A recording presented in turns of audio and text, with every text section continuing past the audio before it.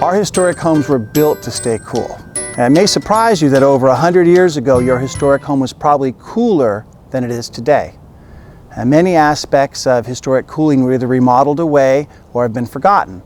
And in this video, I'll show you 6 techniques to keep your historic home cool without electricity. Number 1, regulate airflow. Our historic homes were built to let air move through them. This is one of the reasons for pocket doors, to help regulate how the air breaks up as a breeze moves through your house. Take a minute to examine your floor plan and think about how a breeze moves through your house, cooling your house, and how hot air moves through your home and has a chance to escape. Number 2 is the stack effect. The stack effect is probably the biggest part of the airflow equation. The stack effect describes how hotter air moves through your house and how you can utilize it to push hot air out and pull cool air in.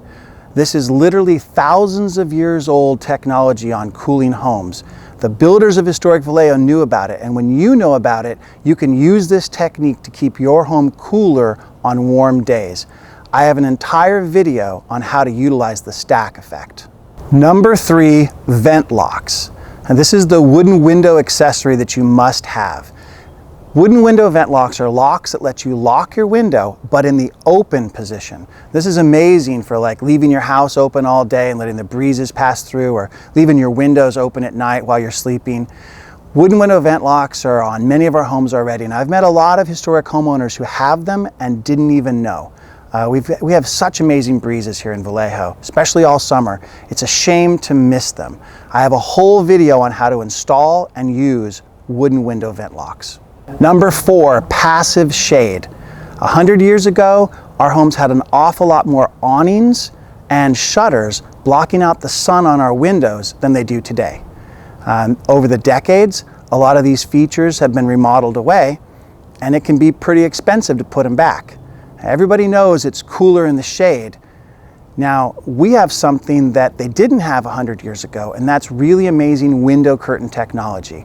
It doesn't cost a lot to put high-end sun-blocking window curtain liners on your curtains.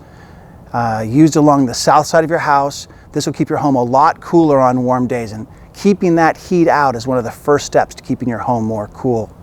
Number 5 is proper insulation. I've been in many historic homes here in Vallejo that had 0 insulation, and many more that had insulation, but it was put in decades ago, and over the years it's compressed. Your attic might be 150 or 160 degrees on really warm days. You have to find a way to keep that heat away from your house, and the way to do it is proper insulation. In fact, adding proper insulation to your attic will pay for itself just in heat savings during the winter alone. Number 6 is attic ventilation, and I may have saved the best for last. So 100 years ago, most of our historic homes had roofs that were made out of wood shingles. These wood shingles were attached to horizontal boards, and they literally had thousands of small spaces for air to get in and get out. A good breeze blowing across that roof would go into the attic, blow the heat right out the other side sometimes.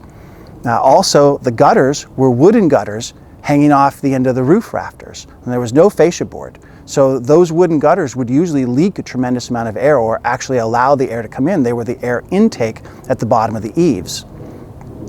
What do you think happened when those wooden shingle roofs were removed and plywood or sheathing was put down? On top of that, tar paper and then an asphalt roof. The fascia boards were taken off, and a new fascia was put on there and caulked up and painted up, sealed up, tight as a drum. What do you think happens to the attic? Maybe 1 or 2 vents was put in, but often not enough. I drive around historic Vallejo. When I see roof ventilation, I hardly see enough of it. My name's Chris Jacobson. I'm the creator of Vallejo Historic Homes Support. I made this video blog series because I wanted to encourage local preservation, and I wanted to increase our enjoyment of living in historic Vallejo. If you've enjoyed this video, please like it or share it, and I hope to see you for future episodes.